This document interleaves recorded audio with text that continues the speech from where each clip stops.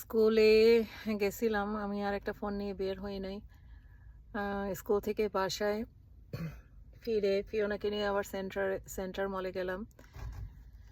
ওখান থেকে ফিওনা কিছু একটা বেল্ট কিনলো, আমি 2টা প্যান্ট কিনছিলাম, সেগুলো আমি ফেরত দিয়ে আসছি। বিকজ প্যান্টের কাটিংটা আমার ভালো লাগে নাই। আর হচ্ছে আর ইনস্টেড অফ মানে আমি 2টা গেঞ্জি চেঞ্জ করলাম ওখান থেকে। ফিওনা একটা গেঞ্জি কিনলো, একটা বেল্ট কিনলো, আমার সাথে ব্যাগে এখনো আছে, বাসায় যাই নাই। ওখান থেকে আমি বাসায় ফিওনাকে নামাই দিয়ে আবার আমি আসলাম সুপার স্টোরে। আমার প্যানকেক কিনতে হবে, প্যানকেকের পাউডার আর অলিভ অয়েল কিনতে হবে, কারণ আমি মিষ্টি আলু খাই ভাজা অলিভ অয়েল দিয়ে। আর তিল কিনতে হবে, তো কয়েকটা জিনিস কিনতে হবে। আর অনেক টায়ার্ড লাগতেছে, এখন অলমোস্ট 5:30 উপর, না 6 o'clock বাজে। সো এই 6 o'clock-এর পরে বাসায় যে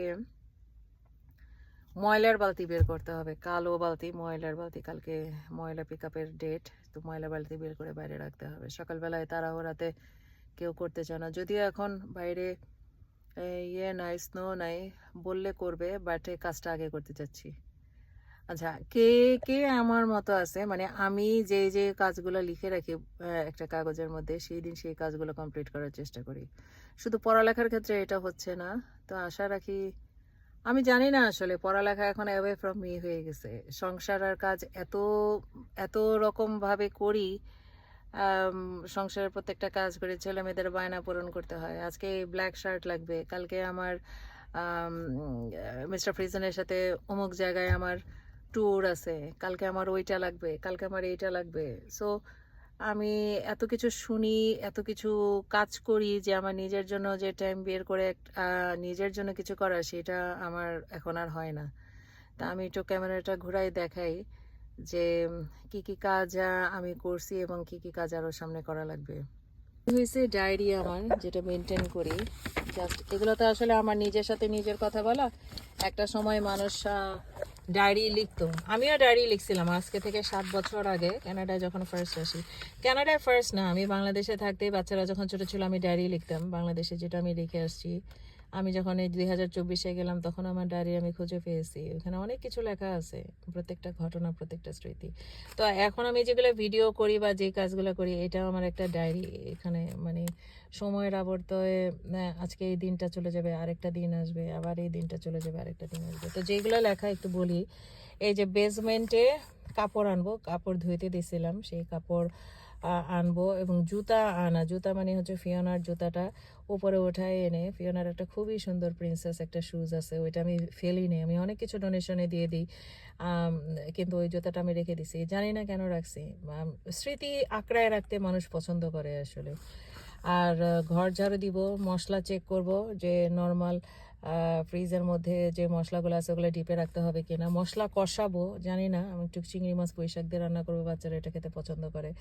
তো এখন আমি সুপার স্টোরে, এই যে সুপার স্টোরে আসছি, সুপার স্টোরে এসে এখনও নামি নেই, টায়ার্ড লাগতেছে আসলে, বুঝতেছি না যে নামবো নাকি নামবো না। বাসায় গিয়ে আরও অনেক কাজ আছে। এই যে চারিদিকে বরফ নাই, আজকে এপ্রিল মাসে 20 তারিখ। এটা একটা গুড সাইন, এটা গুড সাইন, মানে এটা আমাদের জন্য ঈদের দিন এখন, মানে ঈদেও এত খুশি হই না যখন আমরা দেখি রাস্তার মধ্যে কোনো বরফ নাই। আচ্ছা, আর কিছু এক্সারসাইজ করতে হবে, পেটের এক্সারসাইজ, সিঁড়ি এক্সারসাইজ, এখানেও লেখা আছে। তারপরে আমার সেন্ট্রাল মলে গিয়ে কিছু কাজ আমার এখানে করা ছিল।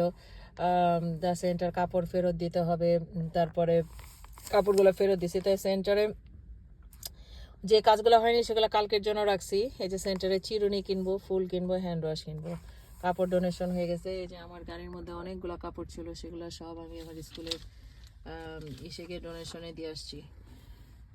অনেক টায়ার্ড লাগতেছে, নামতেও ইচ্ছা করতেছে না, আবার মনে হচ্ছে কাজটা করেই ফেলি, কারণ যে কাজ পেন্ডিং রেখে দেই না, সেটা দেখা যায় যে আমারই করতে হয়, বা আজকে না হলেও কালকে আমার সেই কাজটা করতে হবে। তো এই আর কি।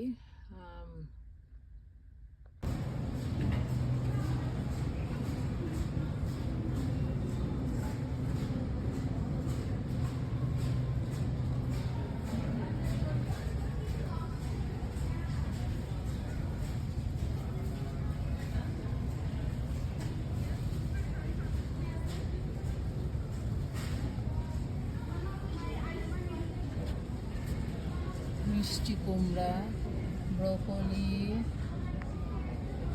আর শশাও দেখা যাচ্ছে। এই বাদামের একটা হিস্ট্রি আছে, এই বাদামগুলো কেনা হয় পাখিকে খাওয়ানোর জন্য।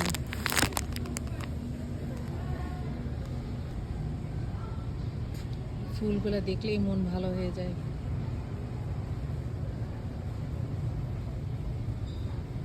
$25 each bouquet, expensive, বাট মন ভালো করার জন্য যথেষ্ট। দূর থেকে ভাবছিলাম যে এটা কাচের, কিন্তু এটা কাচের না। $5।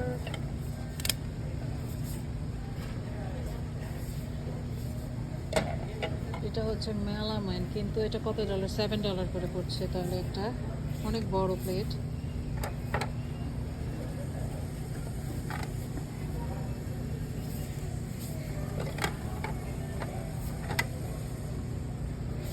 হিজিবিজি নকশা।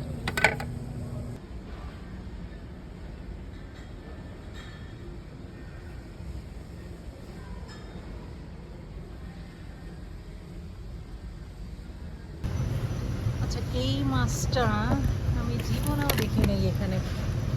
অনেকটা ছোট মলা মাছের মতো। কি নাম এটা? মাইনিলাস চয়েস ব্লু অ্যাঙ্কোভে। অ্যানকোভে।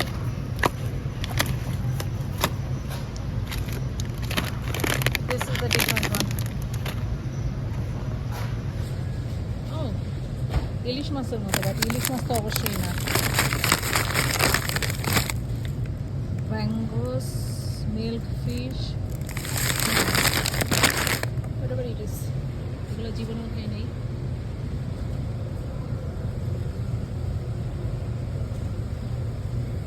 সো ডান করলাম সুপার স্টোর থেকে। এখন বাসার দিকে যাব।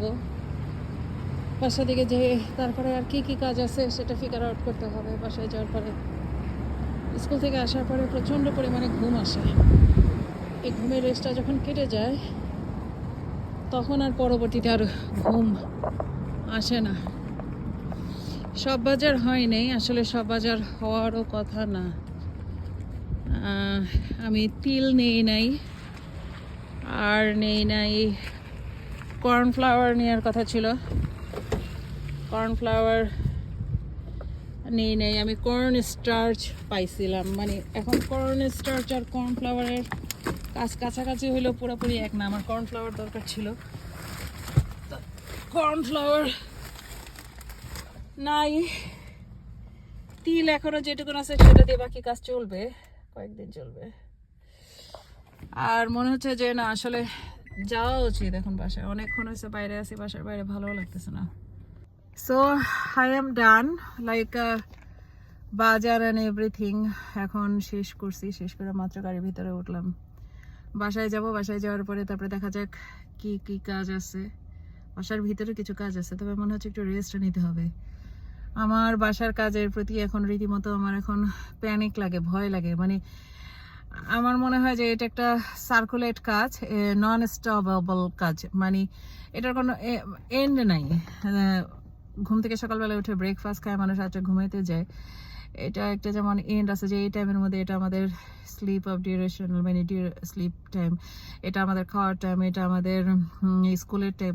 বাট এই যে হাউস হোল্ড চোর যেটা কাজ, এইটার কোনো টাইম নেই। মানে একটা কাজ শেষ করি, ক্রস আউট করি, সাথে সাথে আরেকটা কাজ এসে এখানে অ্যাড হয়ে যায়। একটা কাজ শেষ করি, ক্রস আউট করে আরেকটা কাজ এসে।